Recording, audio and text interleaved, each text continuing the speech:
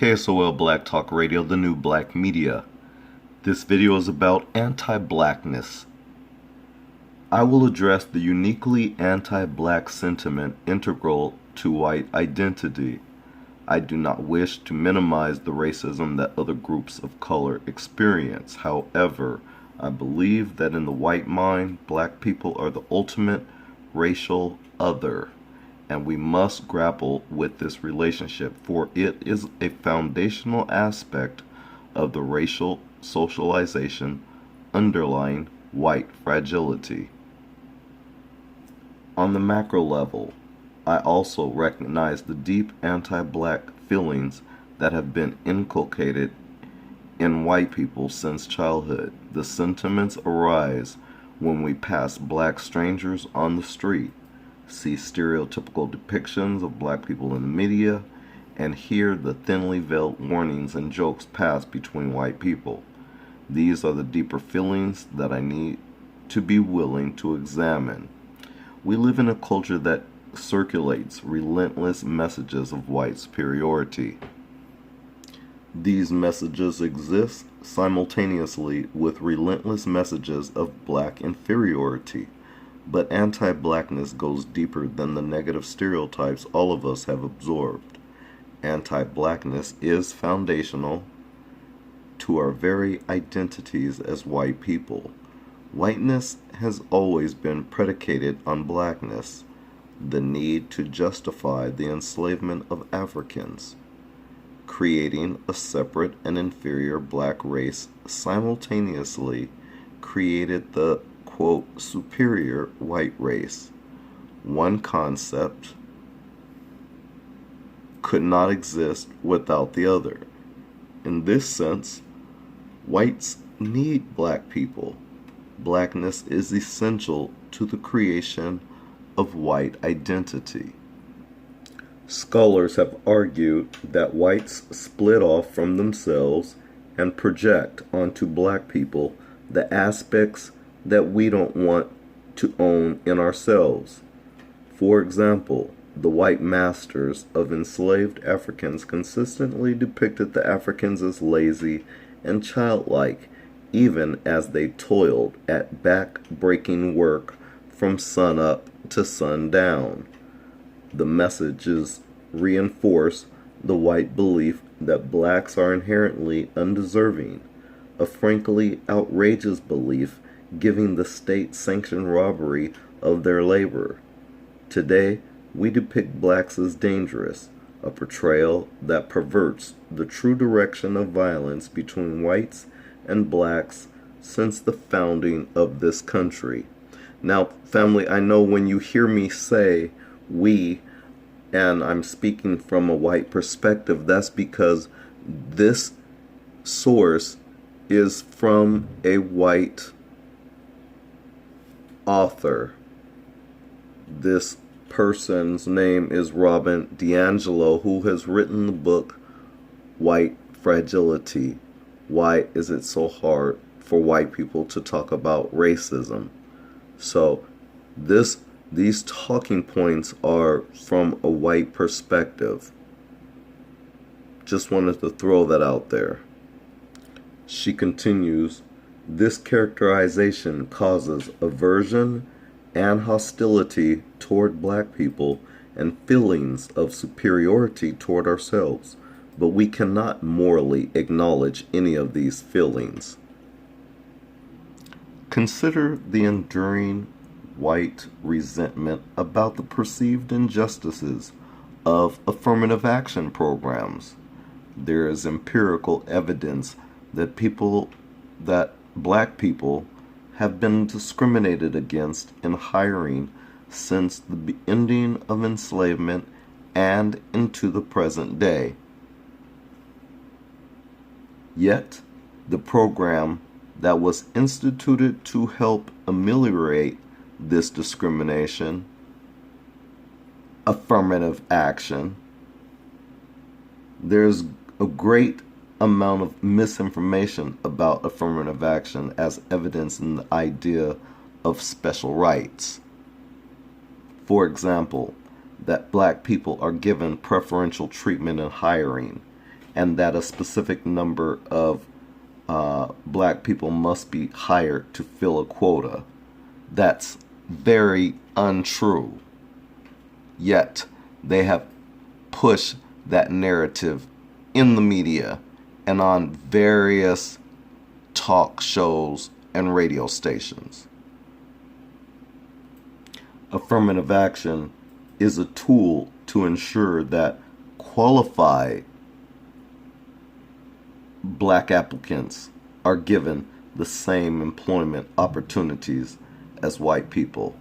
Moreover, white women have been the greatest beneficiaries, and everyone knows this, of affirmative action programs, although the program did not initially include them. Corporations are more likely to favor white women and immigrants of color of elite backgrounds from outside the United States when choosing their executives. In 2018, affirmative action has all been dismantled. Yet, the racial instructor, who by the name of Robin DiAngelo, as she puts it, I will encounter a white male bristling with umbrage who raises the issue of affirmative action. White people just cannot let go of our outrage over how unfair this toothless attempt to rectify centuries of injustice has been to us. And you remember, you guys, how they used the black man Bull O'Connor, how they exploited him because he talked their talking point. He was a black man who spoke very highly against affirmative action, and he helped them end it. As a matter of fact, it was because they used a black man to go against the whole rest of the black race. They do that. They'll use a black man or a black woman to go against the whole rest of the black race. And that's what they did with Bull O'Connor regarding affirmative action. I remember that. Anyways, copious research attests to the disdain of whites for African Americans, from school to prison pipeline to mass incarceration to white flight.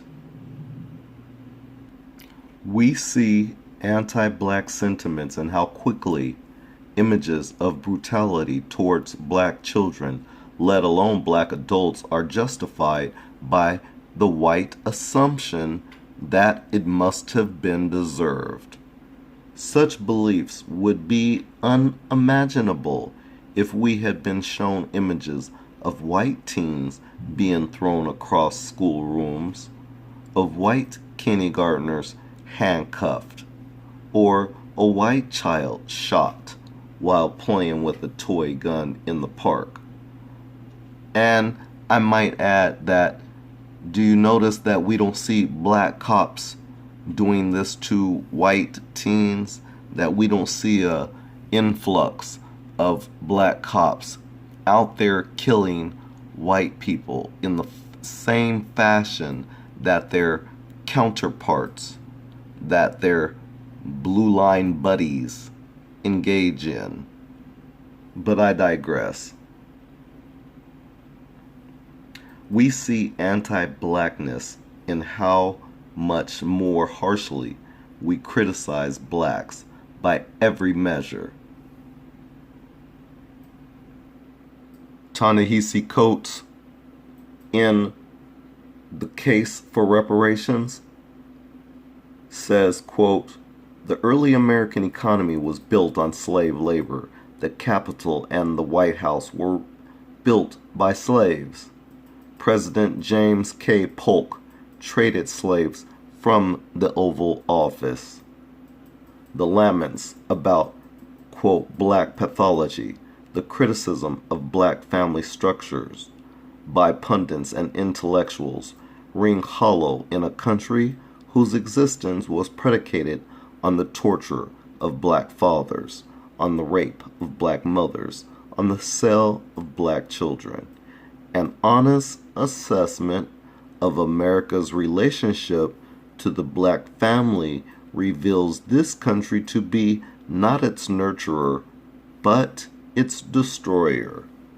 And this destruction did not end with slavery, unquote.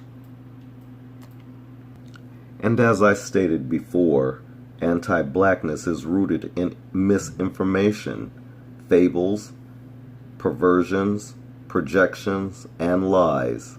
It is also rooted in a lack of historical knowledge and an inability or unwillingness to trace the effects of history into the present. Anti-blackness comes from deep guilt about what whites have done and continue to do, the unbearable knowledge of our complicity with the profound torture of black people from past to present. There is a kind of moral trauma in it for the white collective. Whites' projections allow us to bury this trauma by dehumanizing and then blaming the victim. If blacks are not human in the same ways that we white people are human, our mistreatment of them doesn't count. We are not guilty, they are. If they are bad, it isn't unfair. In fact, it is righteous. And you see, that is a backwards, illogical viewpoint and way of looking at life when you look at people from a stereotypical, microscopic viewpoint. But I digress. There is a curious satisfaction in the punishment of black people, the smiling faces of the white crowd, picnicking at lynchings in the past, and the satisfied approval of white people observing mass incarceration and police executions. White righteousness, when inflicting pain on African Americans, is evident in the glee the white collective derives from blackface and depictions of blacks as apes and gorillas.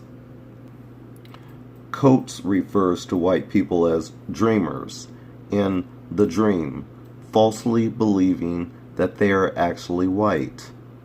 White is a false identity, an identity of false superiority. In that sense, whiteness isn't real.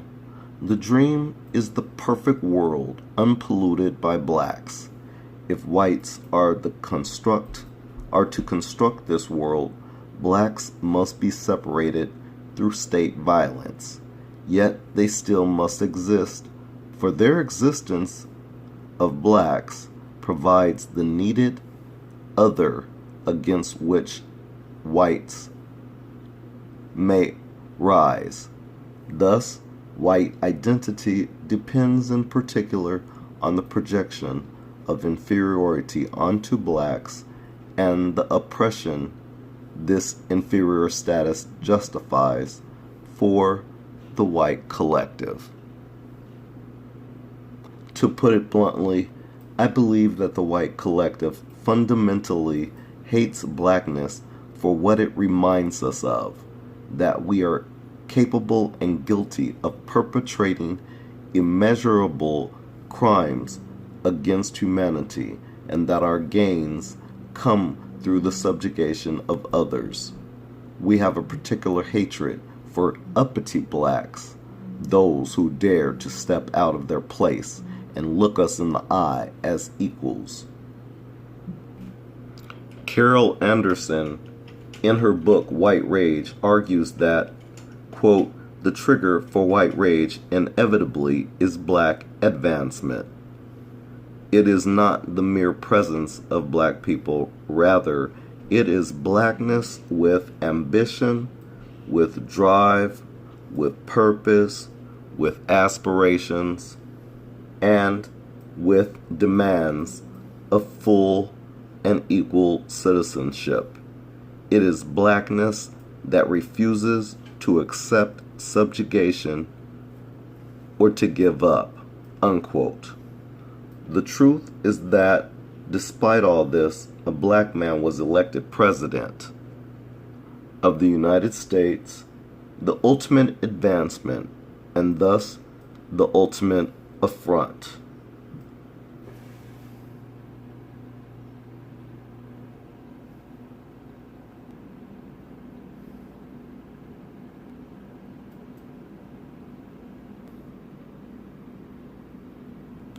The subject of anti-blackness is very real in the 21st century, just as it was way back when. We are still dealing with anti-blackness. That's because black is first. Black is first, and black shall be last. This is KSOL Black Talk Radio. If you have any comments, please leave them in the comments section. Thanks a lot for your time. Peace out.